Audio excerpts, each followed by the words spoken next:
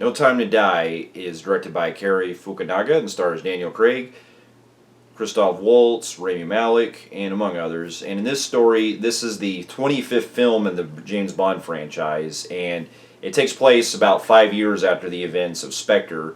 And in this story, it deals with Daniel Craig's James Bond, who is learning from, after being in retirement for a while, he ends up getting recruited from his CIA agent Felix Leiter, who was played by Jeffrey Wright in the Casino Royale and Quantum of Solace, who gets him to pretty much track this villain that's essentially has ties to that basically has ties to the events of the last film of Skyfall. And I'll leave it at there because it kind of I don't really want to go into too much detail. But other than if you've seen the trailers, it also deals with Rami Malek's villain, who is pretty much has a purpose of his own in order to have this kind of like virus that he's trying to release across the world, and also has his own personal vendetta of what's going on as well. Now a little back. Now I'll leave it at there because this movie has a lot of stuff I can't really get into without going into the spoilers. But to get some backstory, I've always been a James Bond fan growing up. I didn't really watch a lot of the original ones, starting with the Connery era, because when my first foray into James Bond was actually the Pierce Brosnan era, with my first one being GoldenEye. In fact, I think even before I saw the first GoldenEye movie, I think I played the game first, which was 007 on the N64. I grew falling with those games ever since they first came out with the Pierce Brosnan era, and they really got me into James Bond as a character, like with all the gadgets, all the spy stuff that created a whole iconic landmark, what we would see in countless espionage films and everything else. And then over the years, I come to rewatch all the original classics that started with the Sean Connery era, and just recently, as of last year, I finally got into watching the Roger Moore era, the movies. After there was times when I was a kid, I used to watch pieces here and there of certain movies of Roger Moore's that I never really paid attention to, but I didn't really get to fully watch them until last year. And I watched all those, and then I eventually worked my way up to the two Timothy Dalton films, and then finally, it was actually around the time when Casino Royale was first coming out. I actually avoided that for a while because I always had this kind of preference growing up to where I felt like every generation always has like what they consider their James Bond, so to speak. And Pierce Brosnan I always thought was like kind of where my generation kind of fell into with that era. And whenever I heard the cast of Daniel Craig playing James Bond, I was a bit skeptical over the years. I just like, man, I always considered Brosnan to keep continuing after he did Die Another Day. But over the years, after eventually getting the chance to finally watch Casino Royale, and then Quantum of Solace, and eventually, actually, Skyfall, I ended up actually really admiring it and growing a lot with Daniel Craig's James Bond, and a lot of the very serious and, very, well, I don't want to say realistic, but more grounded approach that they were kind of going with, that from what I heard from a lot of fans, was a lot closer to what they had from the books from Ian Fleming.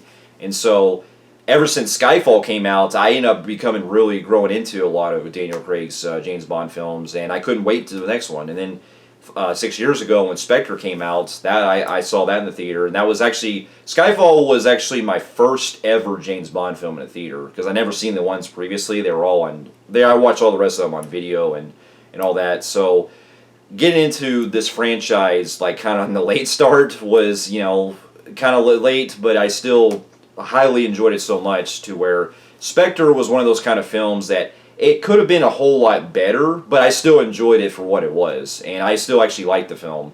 I just think that it was a step down compared to what Skyfall was, but it still kept me going to where I felt like at the time you really could have ended where Daniel Craig's story could have been a great closure right there. But when I heard the news that they're going to do another one, I kind of always questioned myself, like, okay, well, I wonder what else they're going to be doing with this.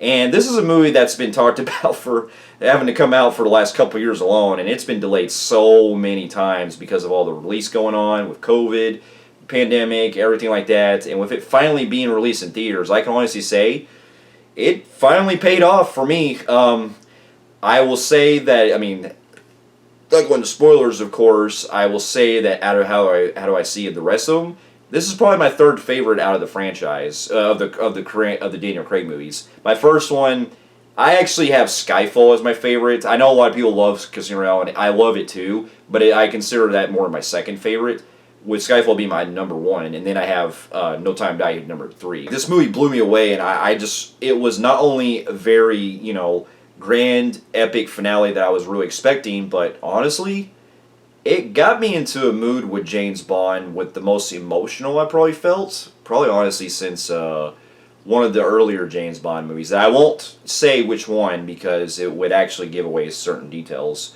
Because if you know the one I'm talking about, it actually plays a lot of homage with this one. But I'll leave it there.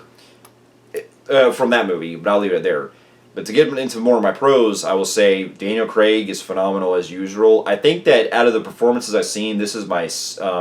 I think this is like most most grittiest and most emotional level that I've seen him actually in throughout his entire time as Bond. As far as performance wise, I liked him probably the most in. Well, I mean, I think probably the most I loved him as far as so many layers, I'd say, probably with Casino Royale and then Skyfall. But this one, there were so many other things they carried into this that I actually really felt, it felt very natural the way that it played into the story with his performance in this, and it felt very, raw, emotional, very, very, aggressive at times, and just, he really gives it his all, going out, and with it being his last film, he really knocks it out of the park so well in this that he went out on top on it. And then the rest of the cast are great too. I really liked Leah Sado. I can't pronounce her last name, I'm sorry. But from the last film, plays Madeline in this. She returns. I thought she was great, and I actually really liked her in the last movie too, with Spectre. I thought her and Bond's chemistry was still great in this. I thought the way the story played out with her story with him was very fantastic, and it actually adds some things a lot more to her character that I really bought, and I really got into where it was going, the way that it played out. And I can also say the way the rest of the cast do phenomenal too. I've come to really enjoy Rami Malek in a lot of movies, and I do enjoy his performance in this, but I'll get into some of my little cons here later that kind of holds it back from being great. Real well as great as the other two films, is that while I enjoy his performance as the villain, and there's certain things about his villain that I liked, I still think it held back because there's certain aspects to him that felt a little too been there, done that kind of things that we've seen before with other James Bond films. That kind of made it to where he kind of didn't really stick out as recognized in this kind of field. But he does actually have some menacing moments, and especially there was actually parts in the beginning that it almost felt like I was watching a different movie altogether. It didn't really quite go with regular Bond. That it made it in a good way. It actually subverted my expectations like that. And then the rest of the cast are great too. It's great to see Ralph Fiennes coming back playing M, and you got also Naomi Harris back, and one of the actual ones that surprised me, the two other ones that surprised me was Lashana Lynch. I thought that, from the trailers, I was a little bit worried. I was like, well, I wonder what they're going to do. I hope they don't really make it to where they're trying to make, her the main focus and stuff, and then kind of push them on the side. They don't do that here. They really made it to where her character really serves a purpose to a point, and it grows. It shows a lot of what MI6 is pretty much doing now that Bond is pretty much in the retirement, and it shows a lot of when they end up using new members of the actual organization in order to fill in the shoes. And I think that the way it played out with their banter back and forth, it felt really funny. It felt really quippy at times, and it made sense to me of how it was going with that. And I thought they had good banter back and forth with them trying to kind of one-up each other in scenes in a good way. And then one of the biggest standouts for me is Anna, how do I pronounce her name? Anna Darmus? Again, I'm sorry if I can't pronounce her last name. But if you've seen her from Blade Runner 2049 and also Knives Out, which, funny enough, she also worked with Daniel Craig in that movie, she was one of the biggest standouts for me because even though she's not on screen for so long, she does have one of the best sequences in the entire film. that takes place in Cuba that I really enjoyed, and it had a lot of great shootouts and choreography that was really well timed. Like, I'm not really too familiar with the director, other than I know that he's directed the first season of True Detective, which I still need to watch, but from what I've seen, it really showcases him as a director, and I really admire the way he shoots a lot of the scenes and stuff. And the action scenes are really, some of the best I've seen on a beautiful scale as well.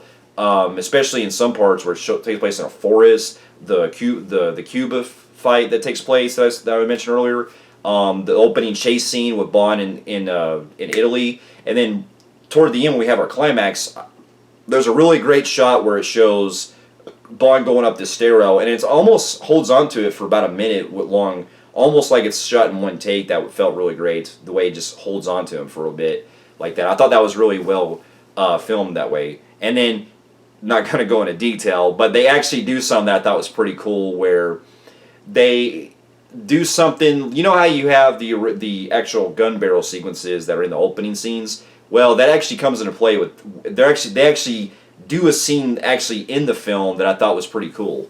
So it does give you everything you want that you would kind of expect out of a James Bond film. And one of the other biggest praise I have the most is I love the score. Hans Zimmer did the score in this one, and I think this is the first time I ever seen him do a James Bond film. And there are pieces in the film that he does. It does sound like it's reminiscent of the Dark Knight trilogy's scores in some of those movies, a couple points. But it really felt, very emotional and grand and just very epic the way it plays into it. And you know what? I'm going to be honest. I really actually did like the theme song by Billy. Is it Eilish? Again, I'm sorry if I can't pronounce it right. The actual song "No Time to Die" I thought was really great. I mean, it's not. I'm not gonna say it's better than like No You Know My Name, or even Skyfall. I actually liked, even loved, but it's up there as far as my favorites of the Daniel Craig films. There is a couple of like twists and turns that I really got to me in a good way. That was not only very, it really paid off really well with the way that it was dealing with the story of James Bond, and it was having to give him the perfect send-off that honestly, out of the entire franchise, I can see what they were going for in this. And again, I will not go into any detail, but I will say it actually ended in a very satisfying way that I thought really worked. Now, if I had to get into some of my cons, I will say that as much as I enjoyed the way the story played out with a lot of the stuff that they deal with, having Bond pushing a lot of the stakes with him being a lot more older and stuff, and passing through with getting a lot of things in order, especially with the MI6. One of the things I really think they could have been a lot more focused with is Rami Malek's Saffron villain. I think that on paper, he does sound like a very compelling villain, and from the beginning, it seems like there's things about him that motivate him that I can see where they're going for. But then, as the movie goes along, especially when it gets to its climax, it felt like we were missing some key aspects to his character that could have been fleshed out a whole lot better as to what his purpose was. And so that was one of my biggest cons, because not only is he not really on screen a whole lot like you kind of go into, but the writing could have been a lot more fleshed out to give us like the ultimate badass of the entire franchise. Because if you're gonna make like pretty much your if you're gonna go out and make your final outing with your actor playing James Bond like they have in other films, it is great to always have a villain that at least is capable of going all out like that. And I think that was one of the missed opportunities. They could have really done more, but I didn't think it was necessarily a bad thing the way they played it out with the rest of the film. I just think that on stronger writing, they could have really done a whole lot more with Rami Malek's villain. And then one of my other biggest cons is that there is a couple of things that they could have really explored a whole lot better with, as far as, again, going back to the villains, is dealing with Spectre again this time.